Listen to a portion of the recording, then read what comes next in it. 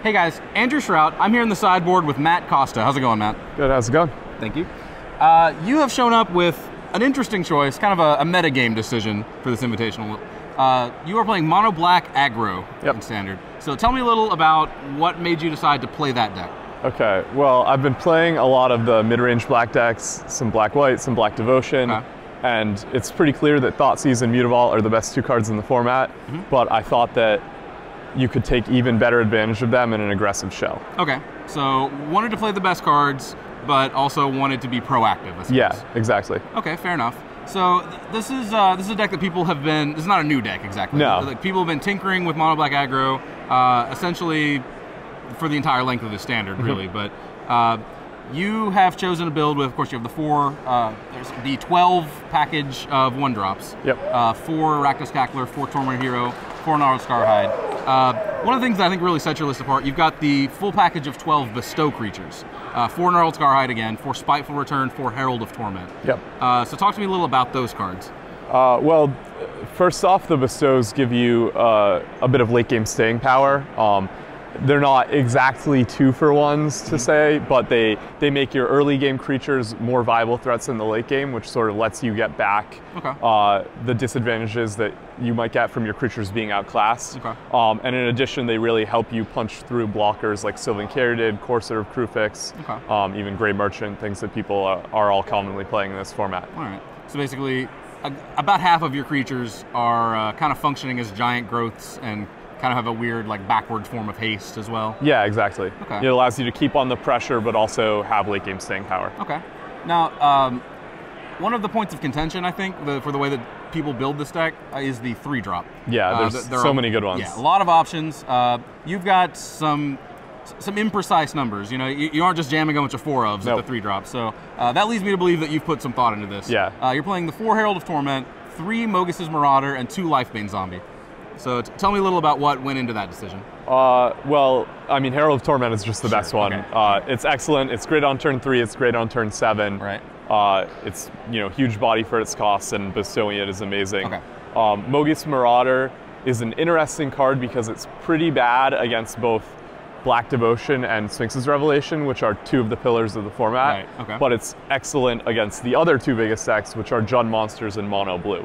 And in particular, Marauder is a card that's great in game 1, but gets worse after sideboard. So I didn't want to have 4 in my deck and have to sideboard them out all the time because you really don't want them in for game 2 and 3. So 3 is just kind of the right balance there. Yeah. And then 2 Lifebane Zombie, you actually have the other 2 in the sideboard. Yeah, so, exactly. This is a card that obviously is insane in some matchups and kind of bad in others. Yeah, I mean, it's just from a power level perspective, it's one of the best cards in the deck.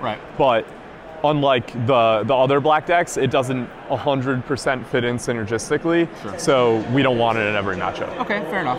And then the other spot on this deck list where you've got some diversity, kind of some tweak numbers, is with the removal package. Yeah. I say the removal package instead of the spell package. You of course have 4 Thoughtseize. You'd probably play like 7 of that card if you could. Absolutely, yeah. But when it comes to removal, you've got a little more precision here. You've got 2 Bile-Blight, 2 Ultimate Price, and a 1 of Hero's Downfall. Yeah. So what went into that decision?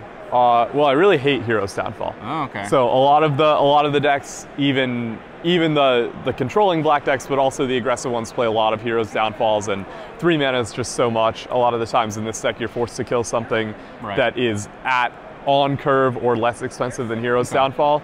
But at the same time, we couldn't just play all Ultimate Prices because you have to respect Night Veil Spectre, you have to respect Pack Rat, so that's where the Bile-Blights come in. Okay, so basically you would prefer that all your removal spells cost 2, yeah, just so that you can trade 2 mana for 2 mana more often? Exactly. But Hero's Downfall, the one card that can actually just kill anything. Yeah. So you gotta make some concessions there, I suppose. I kind of wanted to make a statement and just play 4 Ultimate Price, but I couldn't bring myself to do it. Yeah. Could not, well, yeah, between Bile-Blight, Ultimate Price, of course you have 3 Doomblade in the sideboard. Yeah. There are plenty of good removal spells at 2, but they all have kind of blind spots. Exactly. Except for Hero's Downfall. That makes sense. All right, so you chose to play Mono Black Aggro for this metagame specifically. So what are you hoping to play against here? I would love to play against Black Devotion every round. If that weren't an option, I would like to play against Blue Devotion, Sphinx's Revelation, and then Jund Monsters in that order. I think the top 4 decks are all actually good matchups, but we can't beat much of anything else. Okay, fair enough. So yeah, Black Devotion you think is like absurdly good then? Yeah. I suppose? And then Mono Blue Devotion and a Sphinx's Revelation deck. Those are favorable. And then Jund Monsters is close. Okay, fair. All right, and then what do you want to not play against then? Anything else? Red aggro, green white aggro, you know, mono green Pelucranos, Nylea's Disciple, what have you. Fair enough. Okay, so you're kind of banking on the invitational field then to bring their tier 1 game. Exactly, and that's something that in my mind has been true at all the invitationals I've played, so I felt comfortable. I think that's a pretty solid prediction. Yeah. So yeah, that seems like a good call. I want to talk about the sideboard really quickly. There are several sideboard cards that I think are kind of obvious at this point. You know, Doomblade, Duress. People know what those cards are for. There are a couple of interesting ones. You have 2 Night Howlers in your sideboard.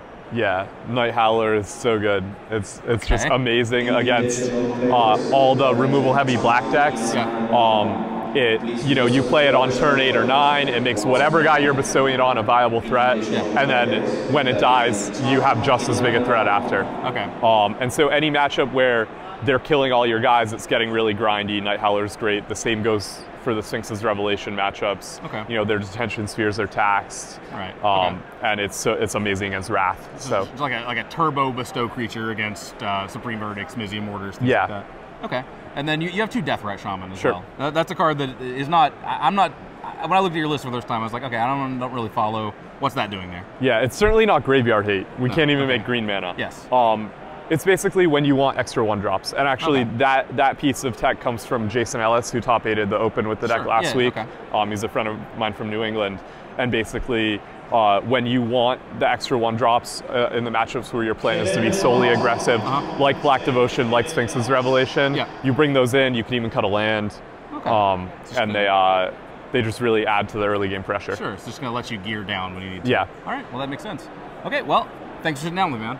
Yeah, absolutely. I'll be rooting for you. Thank you. Stick around. We've got plenty more coverage coming of the Invitational here in Columbus.